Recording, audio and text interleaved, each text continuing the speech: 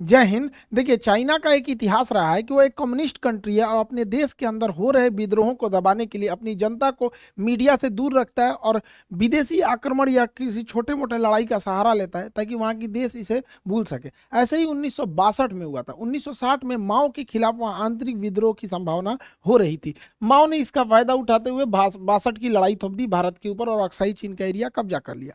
उसी समय इसने ताइवान के इसे क्या नाम है, अरुणाचल प्रदेश को अपना दक्षिणी तिब्बत कहता था। ऐसा नेहरू के समय हुआ था।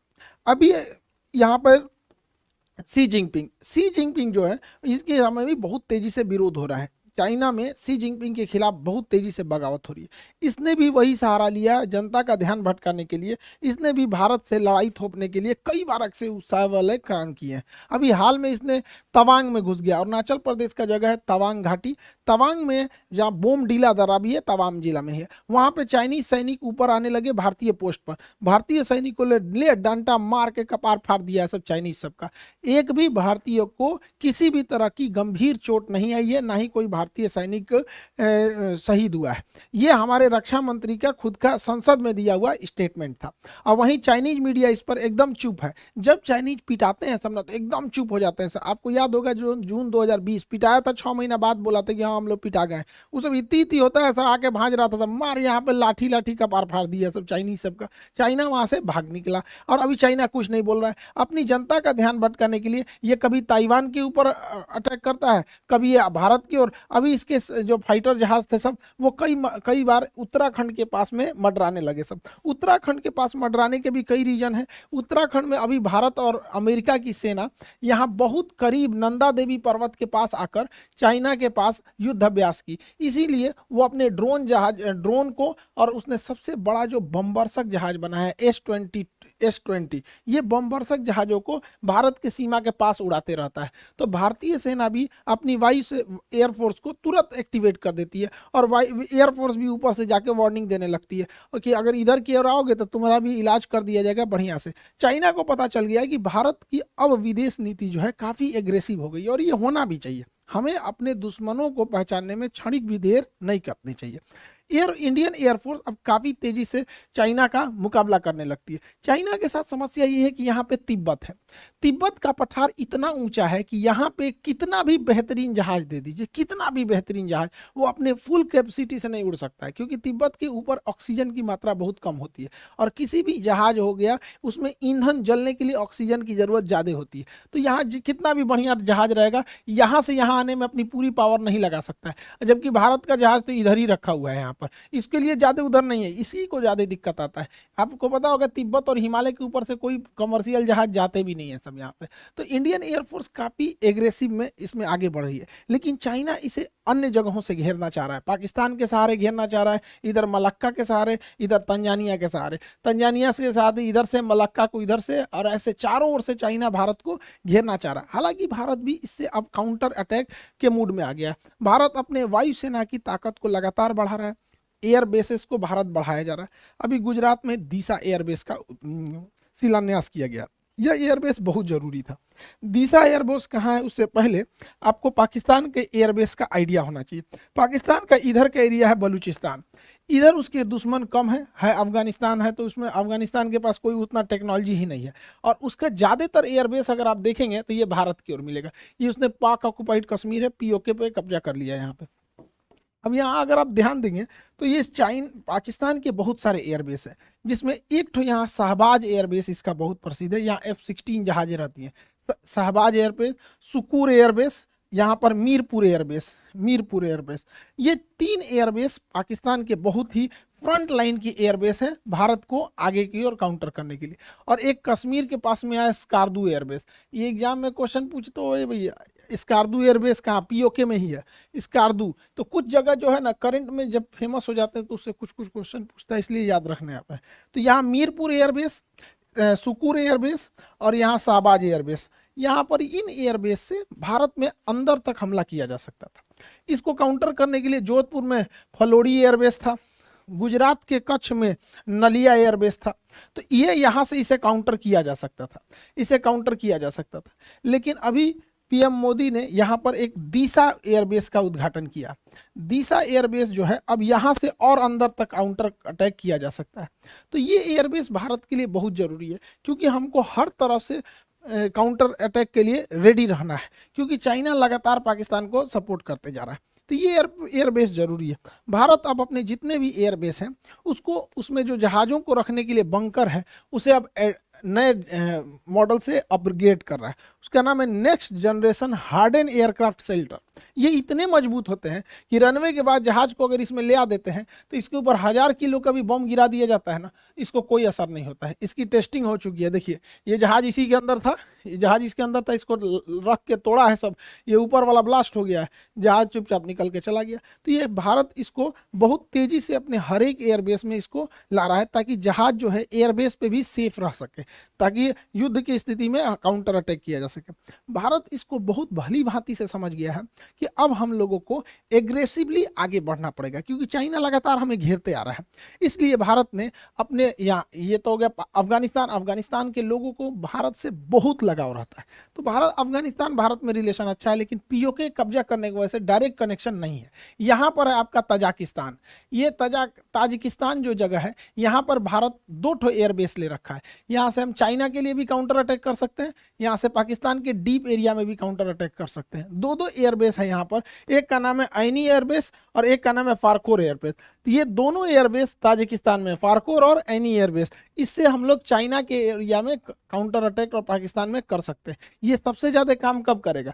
चाइना यहाँ पे सड़क बना रहा है CPEC, China Pakistan economic corridor. इसको इधर से तो अटैक करता ही हो सकता है, इस एयरबेस के थ्रू यहाँ से भी अटैक किया जा सकता है। इसलिए भारत को अब रेडी रहना है, क्योंकि चाइना में अगर ज़्यादा विवाद होगा तो पक्का किसी ना किसी से उलझेगा। तो उधर या तो उलझेगा ताइवान से, और नहीं तो इधर उलझेगा भारत से। इसलिए सतर्क रहना है। हम लोग के लिए भी एक तरह का ये लिटमस टेस्ट है। हालांकि भारत बहुत तेजी से अपने कदम आगे बढ़ा रहा है, लेकिन चाइना का सोच क्या है, वो सिल्क रूट के माध्यम से भारत को घेरना चाह रहा है। लेकिन चाइना की टेंशन क्या है, वो मलक्का के पास से यहाँ से भारत को, ये उसके लिए सबसे बड़ी समस्या है, क्योंकि मलक्का के पास भारत बहुत स्ट्रांग है। यहाँ पर हमारा अंडमान निकोबार है, ये अंडमान निकोबार में हमारी तीनों सेना रहती है, थल सेना, वायुसेना, नौसेना। साथ ही यहाँ नीचे में कोकोस आइलैंड है, कोकोस आइलैंड। चाइना यहाँ से या तो मलक्का से होकर निकलेगा या तो सुंडा से होकर निकलेगा। अगर मलक्का से होकर निकलेगा तो अंडमान निकोबार में कुछ आएगा, और अगर सुंडा से होकर निकलेगा तो कोकोस में कुछ आएगा। देखिए कोकोस आइलैंड हमारा नहीं, देखिए कोको अलग है। कोको आइलैंड म्यांमार के पास है, हम ही लोग का था, नेहरू ने गिफ्ट दे दिया यहाँ पे। ये कोकोस आइलैंड जो है ये ऑस्ट्रेलिया का है, लेकिन ऑस्ट्रेलिया से हम लोगों ने समझौता कर रखा है कि एक दूसरे के बेस का इस्तेमाल करने के लिए, तो इसका इस्तेमाल हम लोग कर सकते हैं यहाँ से काउंटर करने के लिए। इसलिए चाइना को पता है कि इस एरिया में हम कुछ नहीं कर सकते हैं, इसलिए चाइना मलक्का को अपने डेलिमा दुविधा समझता है, मलक्का डेलिमा। इसलिए वो डायरेक्ट इस एरिया से, समुंदर से घूम के नहीं आना चाहता है, वो डायरेक्ट सड़क के माध्यम से अपने सामान को यहाँ लाता है और इस रास्ते से निकल जाता है। यहाँ पे उसने बहुत बड़ी सड़क बना रखी है, इस सड़क के चारों ओर फैक्ट्री, पेट्रोल पंप, हॉस्पिटल्स, अलग अलग चीज़ों को खोल रखा है। इसका नाम है सीपीईसी। सीपीईसी को काउंटर करना भी बहुत जरूरी है, जो ग्वादर पोर्ट से जुड़ता है। यहाँ पर सीपीईसी के लिए यहाँ पर हमको ऐनी एयरबेस और फारखोर एयरबेस यहाँ से काउंटर कर देंगे, और यहाँ ईरान का चाबहार बंदरगाह हम इसे काउंटर करके आइसोलेट कर सकते हैं। इसलिए रेडी रहने के लिए ज़रूरी है। हालांकि भारत के पास इसके अलावा भी बहुत सारी संभावना है। यहाँ पर चाइना इतना तेजी से एक्सपांड किया कि अफ्रीका का देश है जिबूती में इसने अपना एक सैन्य अड्डा ले लिया। अब जिबूती समुद्र का इतना पतला रास्ता है कि अगर यहाँ स्वेज नहर से कोई भी जहाज यूरोप से आएगी तो उसे जिबूती से जाना ही पड़ेगा, और जिबूती पे उसने एक भाड़े पे सैन्य अड्डा ले लिया यहाँ पे। लेकिन अच्छी बात यह है कि जहाँ इसने सैन्य अड्डा लिया है वहाँ से थोड़ी ही दूरी पर फ्रांस का भी सैन्य अड्डा है, और हमारा और फ्रांस का समझौता है कि हम एक दूसरे के सैन्य अड्डे का इस्तेमाल कर सकते हैं। तो यहाँ ये पैसा दे के सैन्य अड्डा ले रहा है, भारत वहाँ ऐसे ही पहुँच सकता है। इसके अलावा जरूरी है भारत सरकार को कि यहाँ पे यमन में अभी अशांति फैली हुई है। यमन का यह सोकोत्रा आइलैंड भारत के लिए एक वरदान साबित होगा, क्योंकि अगर हमारा सोकोत्रा आइलैंड पर अब अगर प्रेजेंस बन गया तो यहाँ से हम ग्वादर बंदरगाह को काउंटर कर सकते हैं, यहाँ से हम जिबूती को काउंटर कर सकते हैं, और यहाँ से हमारी सप्लाई लाइन को भी कोई नहीं रोक सकता है। लेकिन अभी यमन के सोकोत्रा आइलैंड पर किसी का ध्यान नहीं गया है। यहाँ पे करना चाहिए, सरकार को आगे बढ़ना चाहिए। चाइना ने इतना ज़्यादा मात्रा में लोन दे रखा है अफ्रीकी देशों को कि उन्हें अपने कर्ज के जाल में फंसा लिया, और इस जाल में फंसाया बढ़िया से तंजानिया को। तंजानिया जो है, इसका एक जंजीबार द्वीप है जो दुनिया में सबसे ज़्यादा लौंग के उत्पादन के लिए प्रसिद्ध है।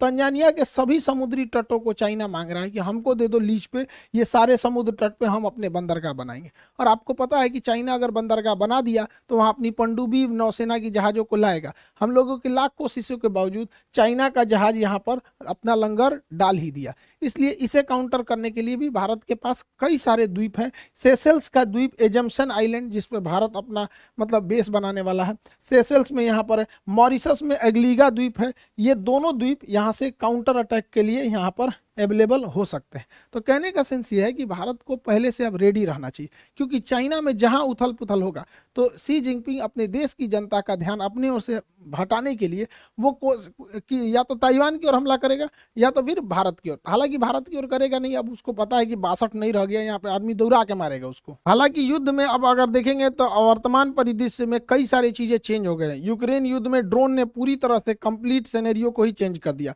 तुर्की जैसा देश ड्रोन के मामले में, ईरान जैसे देश ड्रोन के मामले में बहुत तेजी से आगे बढ़े हैं। तुर्की का कौन सा ड्रोन यूक्रेन में तबाही मचाया, और रूस जैसे शक्तिशाली देश को ईरान से क्यों ड्रोन मंगाने पड़े, इसे भी हम लोग समझेंगे। उससे पहले आप लोग को सूचना भाई, यूपीएससी वाले बैचों के लिए देखिए, बहुत सारे लड़के आप लोगों को हम बताए भी थे यूपीएससी के लिए। जून में ही हम आपको अनाउंस किए थे कि यूपीएससी बैच आएगा जून में, लेकिन यूपीएससी बैच सबसे बेहतर बन सके, इंडिया में वर्ल्ड क्लास के टीचर्स का सिलेक्शन हो सके, इसलिए काफ़ी डिले हो गया था इस मैटर को लेकर। लेकिन अब बहुत अच्छे अच्छे टीचर जुड़ चुके हैं हम लोग के साथ।